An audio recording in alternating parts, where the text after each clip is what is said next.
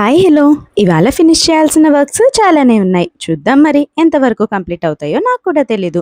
Aadhaar card, pan card, passport size photos అయితే must and షుడ్‌గా తీసుకెళ్ళాలి. అందుకని అన్నీ ఉన్నాయా లేదా అని డబుల్ చెక్ చేసుకుంటున్నా.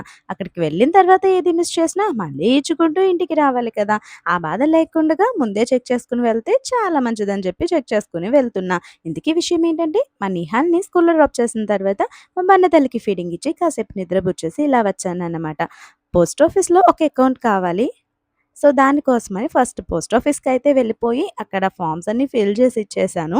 కార్డ్ మాత్రం ఇచ్చారు. పాస్‌బుక్ రాలేదు. మళ్ళీ రమ్మని జెప్పారు. ఇంక ఏదో ఒక పనైతే అయింది కదా! అని చెప్పి ఇంక అలా వస్తున్నా.